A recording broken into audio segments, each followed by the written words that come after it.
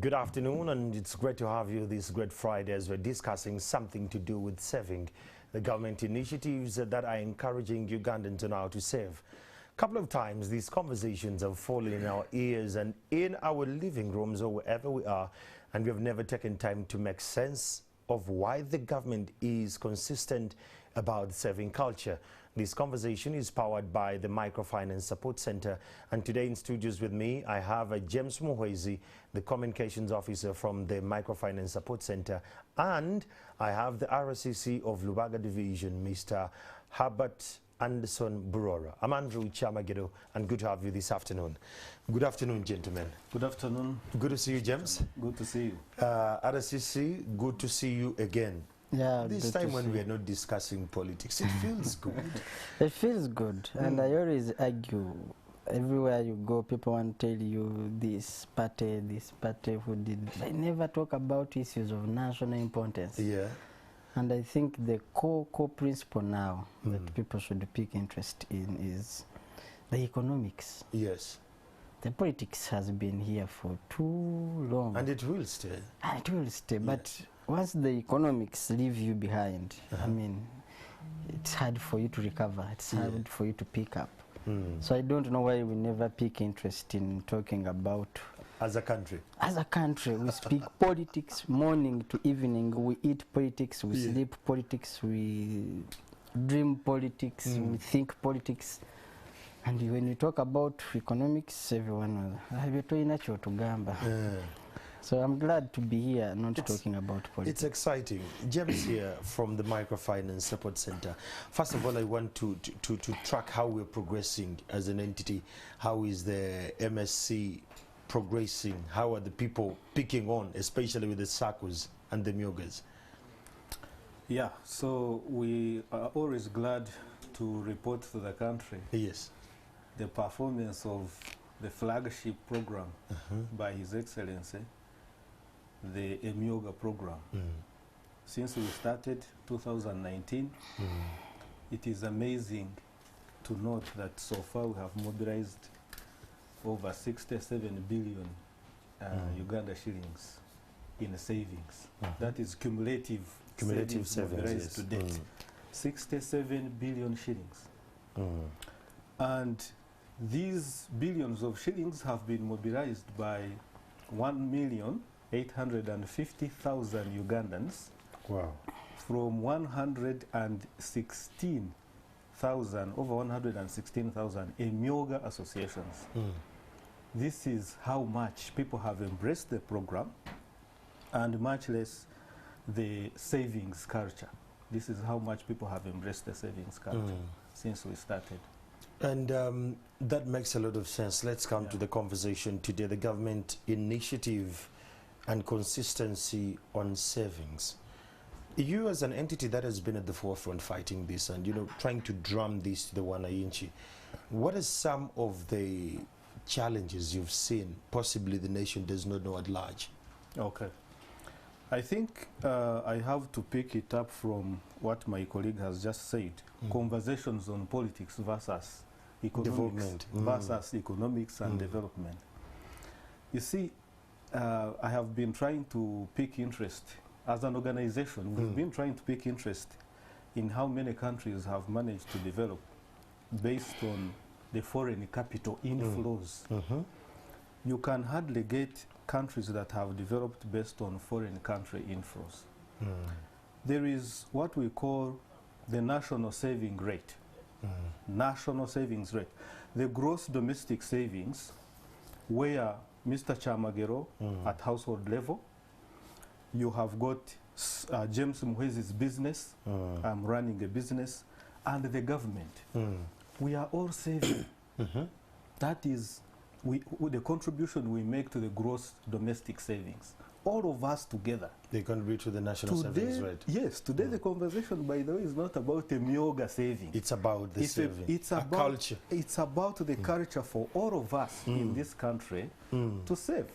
If the Emyooga saved and I did not save, somebody in business did not save, still it wouldn't make sense. Because if the national saving rate is low, that means that we are going to struggle to grow our economy using the foreign capital inflows. What is the rate currently? Maybe this would paint for us a better picture I to know how bad we're doing. I think I'm going to give you the rate. I compare with some of our neighbors, yes, but also in other highly developed economies, which have not been developed 20 years ago, but they are now seriously developed. So our current national saving rate for Uganda, December 2021, was 17.3%. That is the percentage of gross domestic savings to GDP, 17.3%. But if you cross just here to Tanzania, you will get 34.39%. These are glaring figures. Yeah, glaring figures. If you go to Singapore, these are recent, still 2021. I'm taking the same year. Singapore, you will get 48. James, why are you going to Singapore? How is Kenya? Let's first go to Kenya. Kenya, Rwanda. No. If we can go a little bit up to South Sudan, and we say we're fair. Sometimes you just have to see to gauge your position, because we are in a global village right now. Yes. Oh yeah. So we cannot avoid looking at how our father neighbors are doing. Tanzania is at 34.39%. Singapore, we are at 48.9%. And China is a little bit below Singapore, surprisingly. But that is one specific year that I have picked. If you picked the running averages, you would find that countries are doing very well and ahead of us. But what does that mean? It is, you can look at the statistics, but then we have to now make sense out of the data. Yes. What it means, especially for our today's conversation on government initiatives to promote savings, the question would be then, has the government tried and made an effort to raise this saving rate? To raise the saving rate and help our Ugandans, especially the active rural poor Ugandans, to save? The answer is yes. For example, from the Microfinance Support Center's perspective, as a government agency that was established to make sure that all Ugandans are financially included, especially the rural poor active Ugandans, to make sure they are financially included. Has government made any initiatives? Of course, the first initiative is the Microfinance Support Center. Yeah. If I am not going to be selfish today. Of course. Yeah. Microfinance Support Center was established to make sure that we create platforms and mechanisms for Ugandans to easily and conveniently save. And we have done that a lot through the promotion of the microfinance, through the promotion of the cooperatives, through the support we have given to the rural communities by mobilizing them into cooperative savings groups. You have heard of self-help groups? Those are the groups that we have supported. So when we pick a self-help group, we make sure that we establish the credit and savings schemes within the group. Within the groups. Okay. Now, government at a broader level comes in to help us put in the relevant policies and regulations to make sure that the communities who have mobilized and into groups and cooperatives can have confidence in these institutions. Oh, okay. Yeah. If I saved within a circle, can I go there tomorrow? And it's still there. And the money that I have saved is still there, and the circle can give it to me on demand. Yes. This is the question. That's where it comes in. Yeah. Let me come to Anderson Burora. You've been a political mobilizer. At one time, I think you, in Wakiso, you were, for lack of a better word, you were in a way trying or getting into the political lens, into elective politics. Thank God you didn't get there. But you've dealt with very many people. The border guys, they have a trust in you. Even during the lockdown, you would tell them not to go and they would actually listen in. I want us to start from there. The mindset of our populace, what do you make of it when it gets to money? Not just saving, but money. Now, when you talk about money, money is a new venture to us. Okay. By that you mean? We don't have so many generations of money in us. Oh, yeah. So since it is a new venture, it is a new exploration, if I may say, the discipline to deal with it is actually at a low, and it is what we must deal with. We are still struggling with people to understand the importance of production, to produce not what to eat.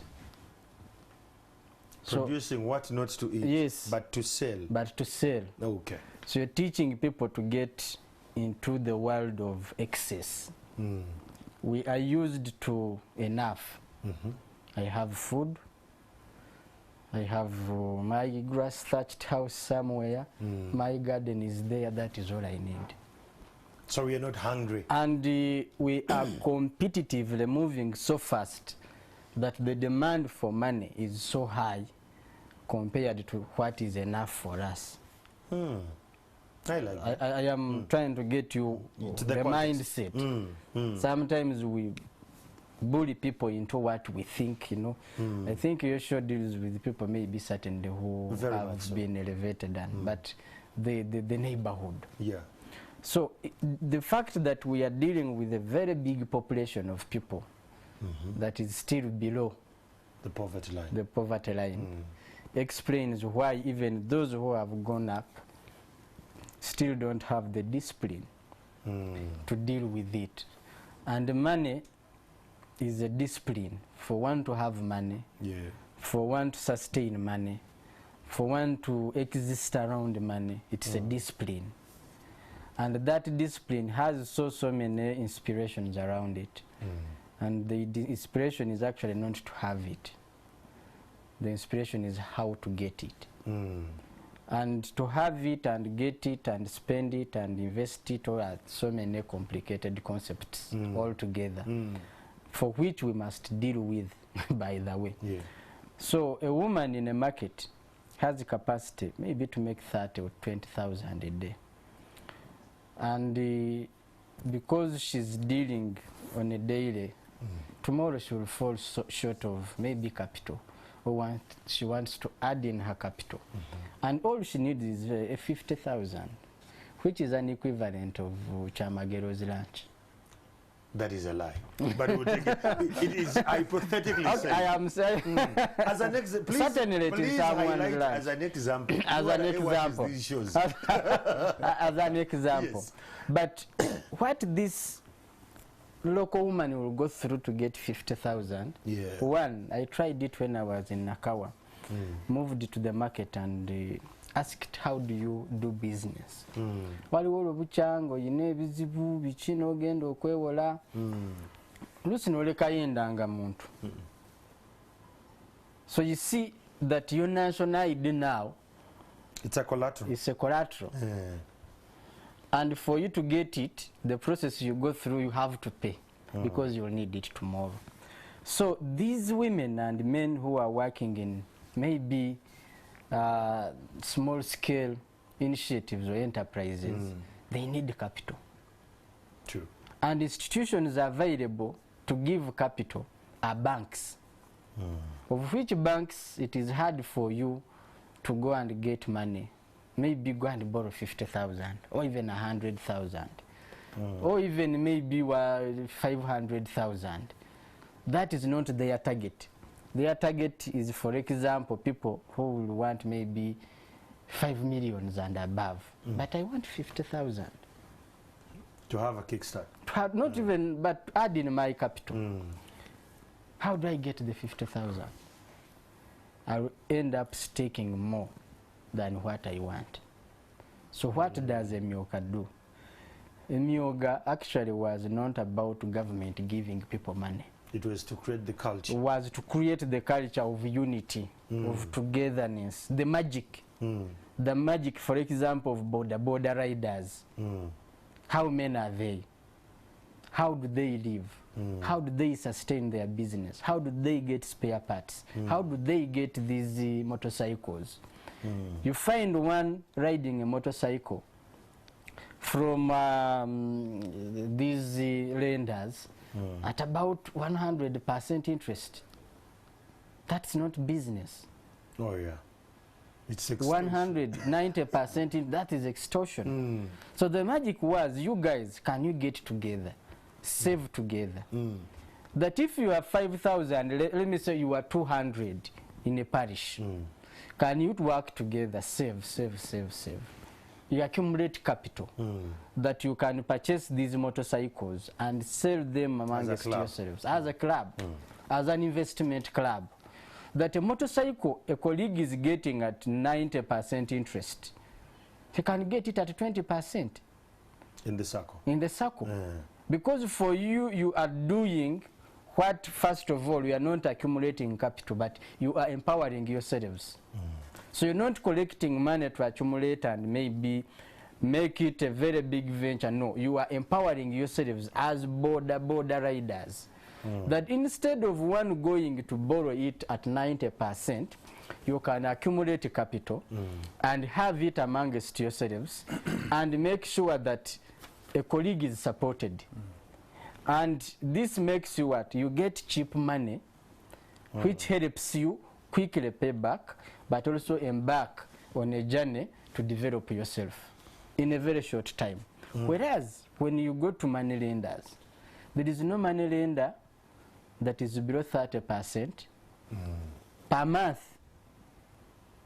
Not per annum, no, it's per month. Now, if you are paying 30% per month, how much are you earning? So you end up like so many millions taking money or accumulating capital for a few. So many people. Whereas when these so many people come together, they make savings associations, they make savings circles, they keep their money in the same pool. If I want money, for example, my bike has broken or I need this, I have had an accident, I can run to the circle. I have saved there, I have saved with Chamagera, I have saved with James. They know me. They will say no, even if he needs 500,000, but he has savings of 200,000, they can stand surety in for me. I don't have to go and sell my chibanja. I don't have to go and sell my 2.5 million TV at 500,000. Because and that's how we have sustained poverty. Just to hang in there, James, when you hear what Anderson is alluding to, Anderson is alluding to the lack of adequate information about money, and that brings me to the conversation of financial literacy. What has government, do you feel that government is adequately invested in financial literacy if you're to take it from bottom up? Incidentally, the mandate that government gave us 20 years ago, over 20 years ago actually, was not only the mandate of facilitating access to affordable credit to Ugandans, but we have a mandate of educating Ugandans on financial literacy. But have you done a great job? Financial literacy means that one understands how to manage borrowed money. Financial literacy means one understands how to be frugal in their business. Frugality means that you are cautious. You are cautious of the goods and services you want to buy. And financial literacy brings in the idea of budget, that you can budget, that within this month, this is how much I need to buy for my households, for my business. And this is the expenditure trend that I have experienced over the number of months, over the years, and this is how I need to control expenditures. So financial literacy, as MSC, we have done it for every client that takes our money. He first undergoes through some technical support to understand. So what happens to those who don't come to the microfinance support center? How do they access the financial literacy tools and models and classes? We have got an ecosystem. I know there are other players, the NGOs trying to do financial literacy. But ideally, every economically active poor Ugandan is a potential client of the Microfinance Support Center.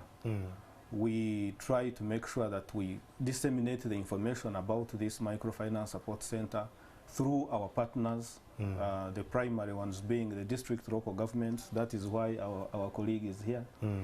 We give them this information about Microfinance Support Center, and they disseminate it when he explains, you can think he's a staff. He works, yes. Yeah, a staff of the microfinance support center. He could be. Because they are dangers, actually. So these are our primary partners and our other partners in the country that are disseminating this information. So when they come on board, customers come on board, and we do other deliberate efforts to recruit them.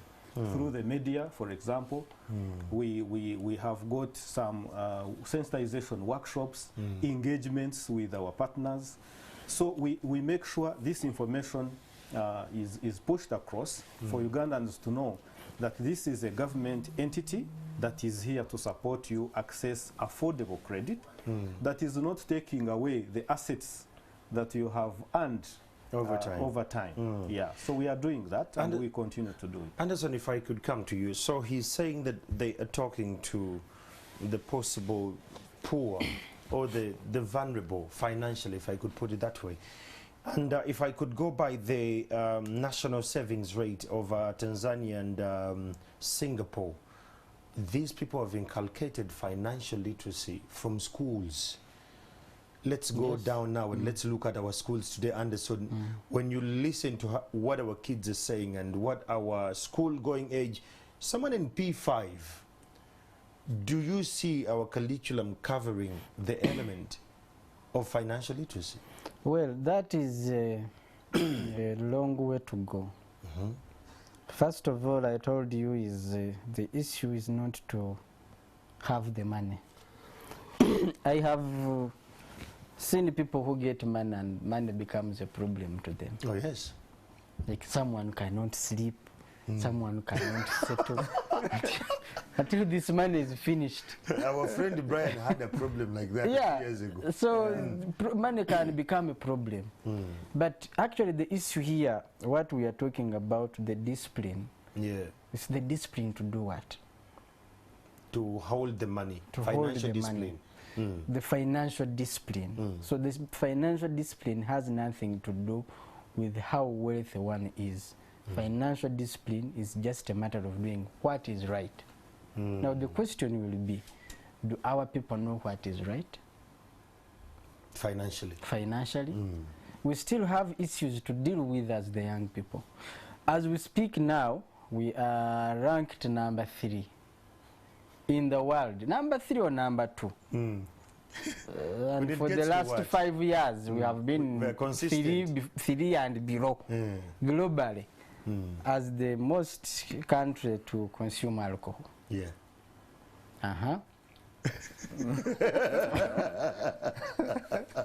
Let me not go there. No, you've already, because you're in the weekend and this conversation is possibly guiding a youth out. So, when you have money,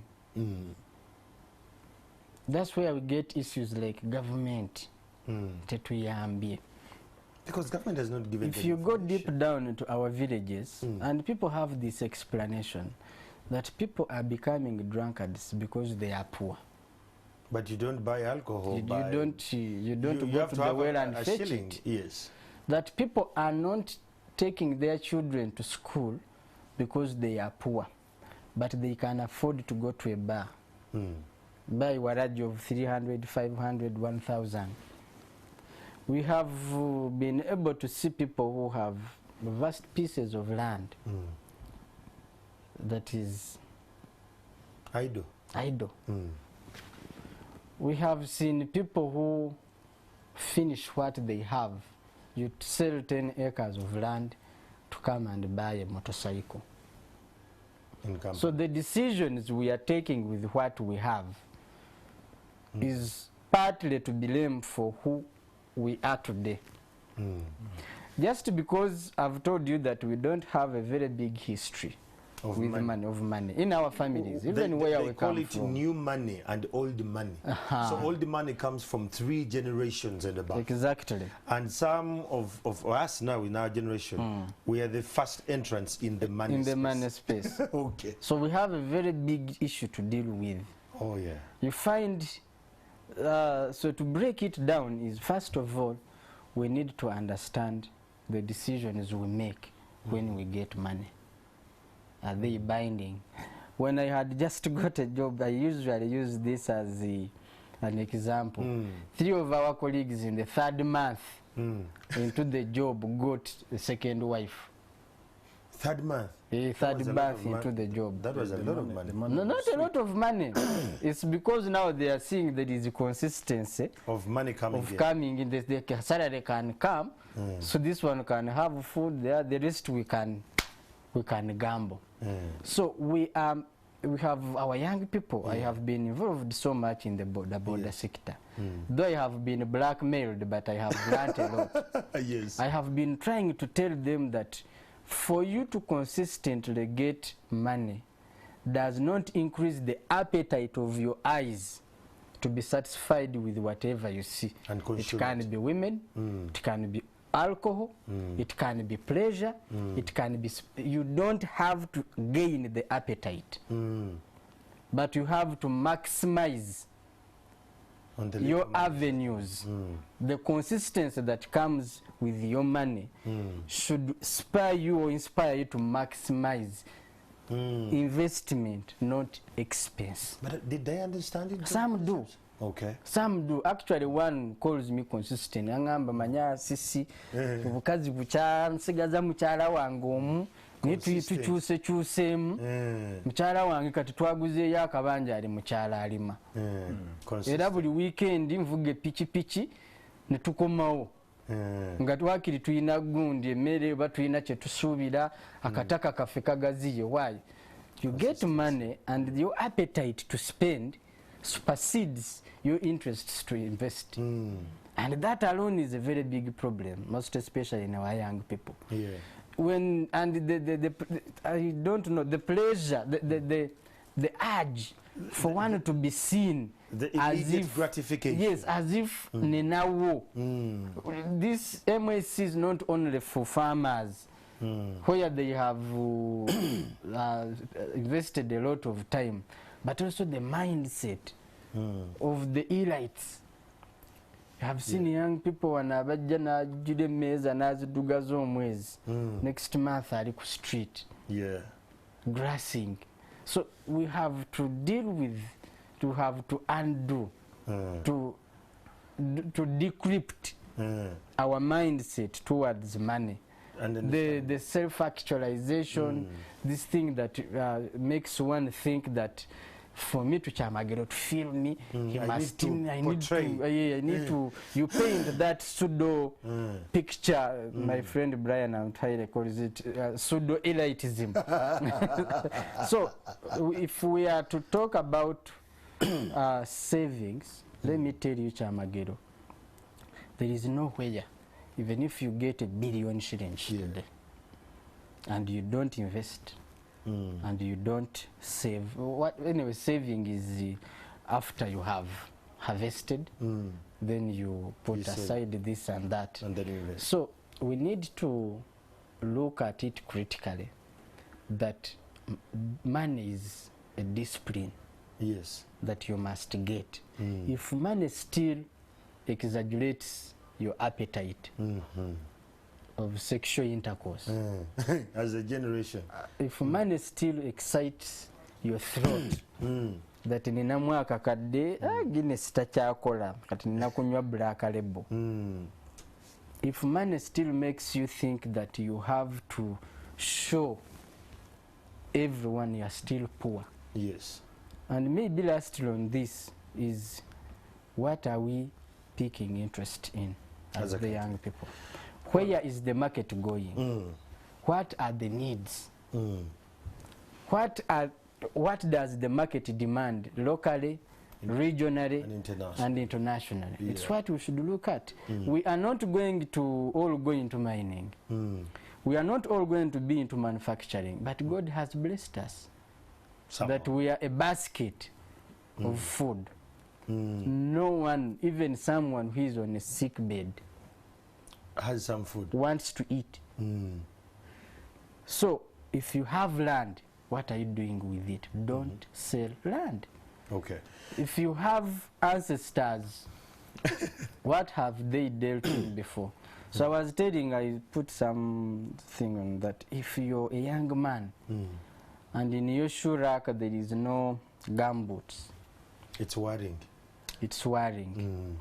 Because at the end of the day, whether you earn a salary of 20 millions, at the end of the day, you cannot depend on your salary to feed the family. You cannot depend on your salary to pay school fees. You cannot depend on your salary to have a decent living, pay all the bills, and have extra. It is impossible. You have to invest. And that comes to the conversation, James. When Anderson says we have to invest, how do we break what he, for lack of a better word, the deals syndrome? That our generation does not believe in saving little monies, which will cumulatively, accumulate and make the figure we want for our capital or to invest heavily. How do we break the deals syndrome that our generation is so much into betting?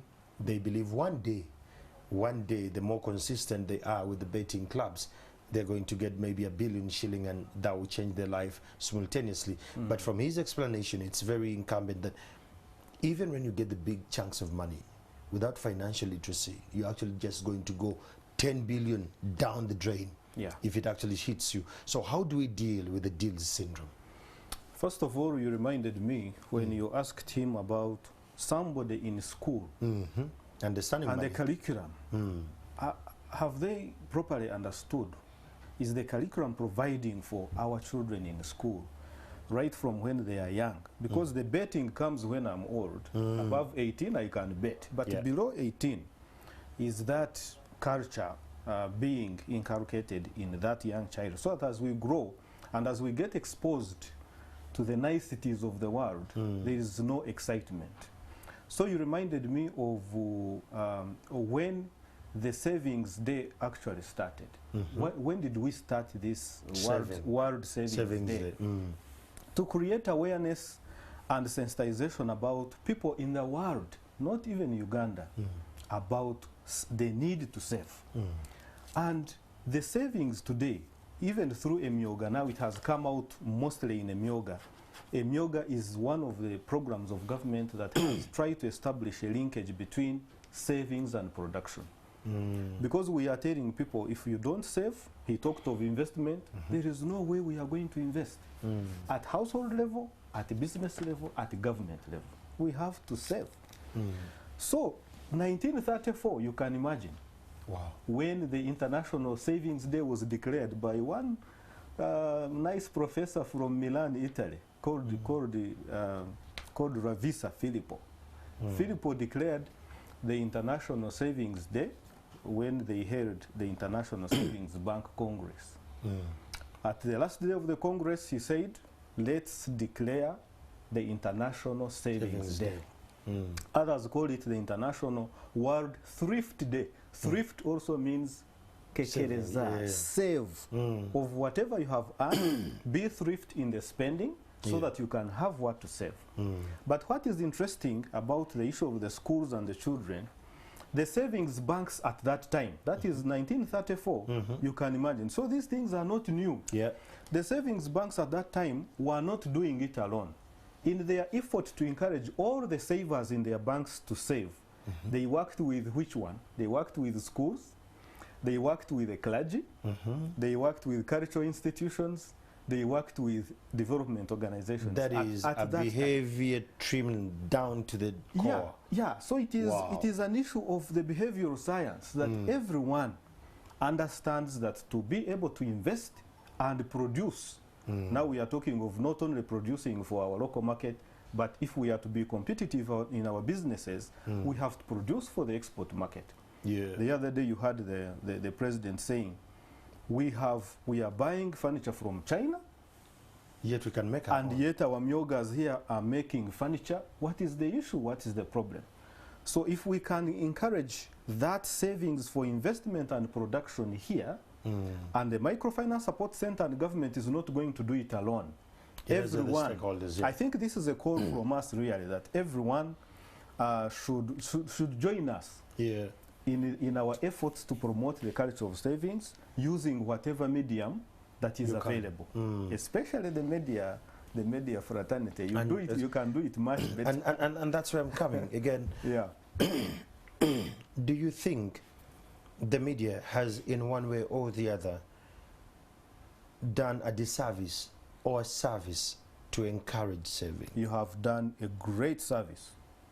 How? To promote the microfinance industry at large. Because let me tell you, every article that you push out there, I read it from the media, especially if it regards to do with microfinance. I pick that article and I read. When we have media engagements, when other media engagements are there from other development organizations and MDAs, these issues are picked by the media and we pick them. We learn a lot of lessons because you are more exposed to different forums, and then you help us. You have done a lot of great service to educating the public about the issue of business, the issues of discipline in savings. You have done a great service. Then I'll drop it to Anderson. Saying what you say, that some people, when they get money, they get what we call the financial temperature. They feel until they spend this money, until you overcome that temperature. Yes, now to overcome that. And I want to put it in the juxtaposition of the media. James says we've done incredibly great, which will actually take that. But don't you think that the media, in one way or the other, we have publicized deal syndromes than processes of money or wealth? Yes, I will somehow disagree with him, but to some extent, media has contributed, but it can't outcompete the relevance, the sharks. No, because the sharks have the money. Yeah, they can spend on a show to come and tell you how a good loan can be. Yeah, they will come and sell to you a very expensive money and it will look cheap. And it's expensive. That's true.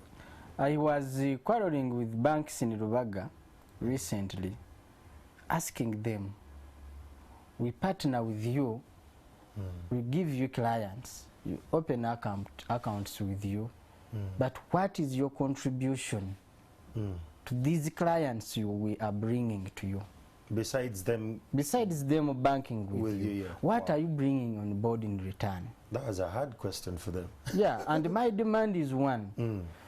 If we are partnering with you, you should be able to spare time to come and educate these people we have brought to your bank on financial literacy. And I am bitter with it, by the way. I am actually coming up, I will dictate on this. I can only sustain banks that can contribute to the community, not one that wants to consume. Our biggest undoing is that most people want to consume, but when it comes to contributing, it becomes another issue. So if you're a bank, I need time. Because once these people enhance their savings, once they understand the importance of savings, your bank equally is growing. But if you let them be, you have no time. Now, okay, I might be privileged that I have some sort of literacy on money issues. Yeah. But does everyone do? No. Is it my role anyway? I have another job to do. But you are mandated, this is your field. You should find time. But what they also want, which is a disservice, is that they want you to remain in captivity of their loans. Banks want you to remain in captivity. Banks are seriously fighting financial liberalization. They are making sure that circles don't emerge, because once they emerge, the bank has no role. Yeah. But you see, times are changing, Anderson. Before, someone had to go to a bank to send money, someone had to go to a bank to receive money from relatives abroad. The digital transformation and the mobile money revolution has disrupted the market. I think they should actually be embracing circles. And they are now also becoming mobile. I know they find us where we are to open up an account. Because the market have changed. So now imagine if a community now can be able to sit, mobilize itself, mobilize resources, realize how best to use the resources. Banks are fighting seriously to make sure it's a very big struggle. For your information, if you didn't know. I know. So that's why I don't speak for them, but I am telling you what I have been able to observe. So the biggest challenge we have now, and they have the space, they have the billboards, they have the mainstream media, now they have social media, they have influencers, they can throw adverts everywhere. So there are how many Jameses, how many Andersons who are going to preach against the economic captivity, which is in the biggest population. That even when you bring people together, it will take long for people to realize they have this individualism. Oh, yeah. That kanokange, mutwalo gwange, at least nguteka mu bank.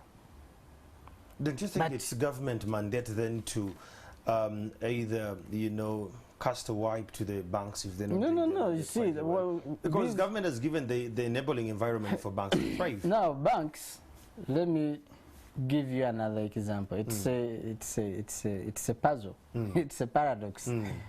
Banks are in formal trade. That's true.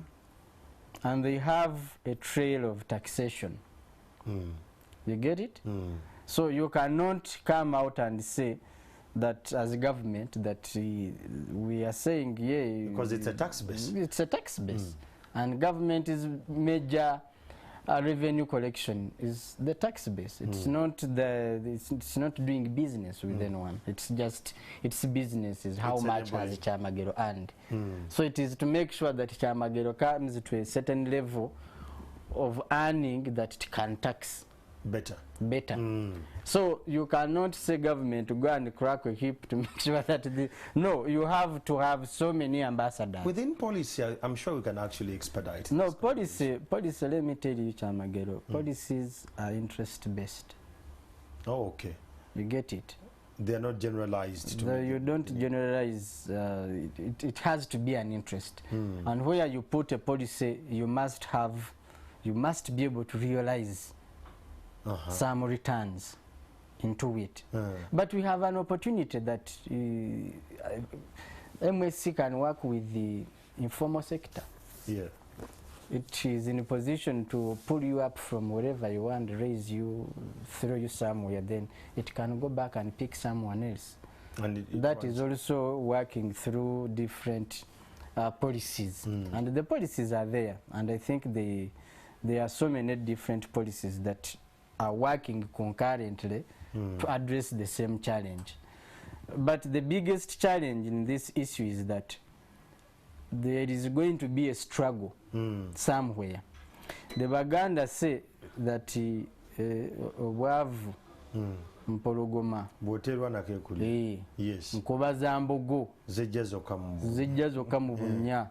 So there are certain things where it is a personal struggle. So literally we don't have to make sure that for Chamagero to thrive on NTV, Chamagero has to work on himself. Yes.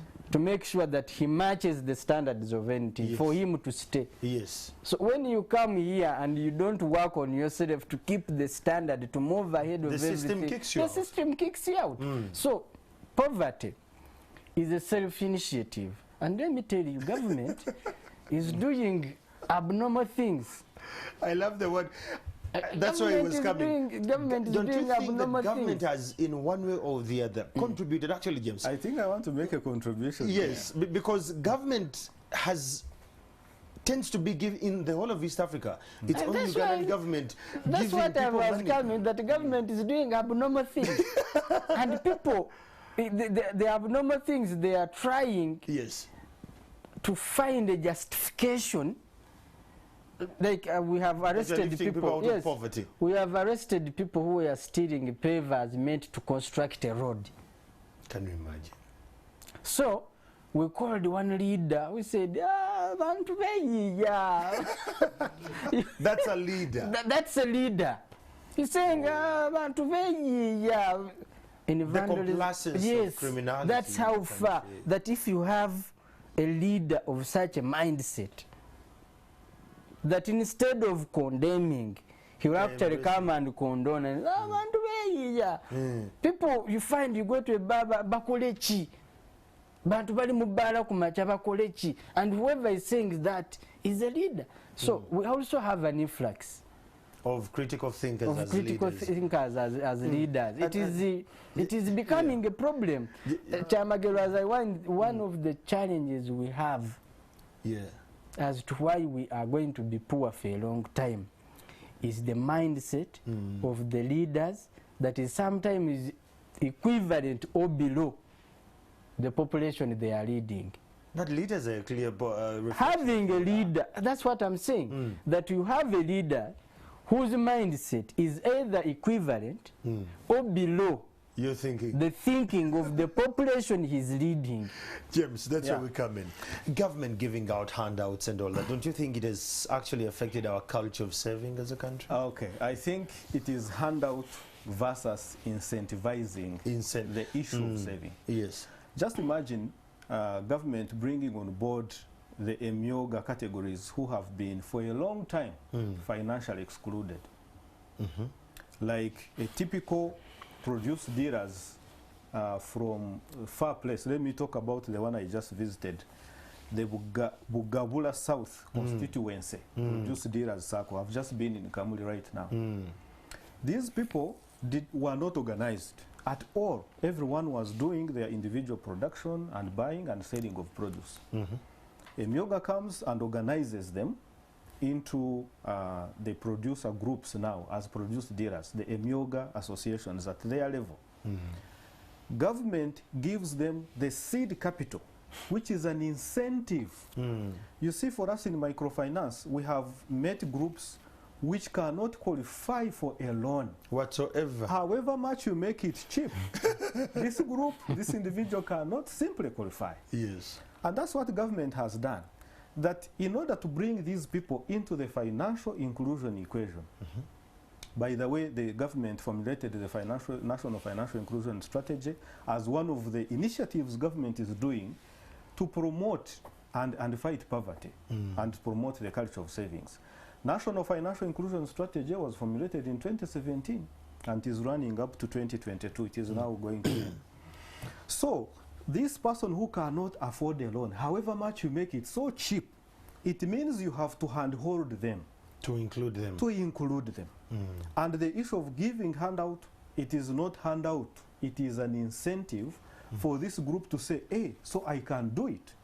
If you simply gave that seed capital without what I told you, the exercising of the mandate that MS is doing to educate, that this is seed capital, save what you can save, add on, and build capital for members to borrow and invest in their businesses. If you don't do that, still, a few people are going to move in front while others are being left behind in the issue of development. So it is not handout, it is initiatives government is bringing to make sure that everyone is financially included. That's number one. The other initiative is that when we educate these people to run their institutions, eventually they have to own their circles, they have to own their groups so that they perform. Ours is to create a stronger infrastructure for the communities to be able to transact on their own as we monitor. And he mentioned one thing. He says microfinance will pick a client and then throw them into the market. We do not actually throw them into the market. We put them out there into the market as a ready cake for other financiers to pick them and grow them. Because he will have received financial literacy, how to use money, how to budget, how to save with a goal, how to do the records. These Emyooga, which I just visited, they have serious records. You will see them and get impressed. That's nice. So they will go there when they are a ready cake for other financiers to pick them. All right? So my government has established the Uganda Microfinance Regulatory Authority under Tier 4 Microfinance Institutions and Money Lenders Act. Why? because government knows that if we just mobilize these people, if we just get the savings into these institutions, without some eye, a regulatory eye, to check on what they are doing, there will not be sanity. Because we are dealing with money for people who have not been used to money, like he rightly said. So the initiative is there. The other initiative that the government has done, which Ugandans might need to know, especially where the Microfinance Support Center is concerned, there was an amendment of the Financial Institutions Act 2004 to include the Islamic financing in this country. Yeah, the Islamic financing model. So consequently, the Microfinance Support Center picked it up, and you can't believe we have clients now who are consuming the interest-free loans under the Sharia law at Microfinance Support Center. And they're transforming the lives. And they are transforming the lives. We have 318 projects financed up to July 2022. 300, and when I talk of a project, is not a loan which somebody picks and goes. It's a project that we finance, which benefits, which has got a multiplier. So many people around that project are able to benefit. Interest-free loans. Why? These are incentives by government made to ensure increased access to affordable, so that you can credit pick financing. up affordable credit financing, you can pick up and move on. As we're finalizing, where do we go from here? Anderson, your parting shots in a minute. Well, the young people should first of all take interest in understanding money, studying money. Secondly, is we have so many competing interests on what to spend on, but also to save. Thirdly is the mindset. To me, I will not preach mindset to the poor.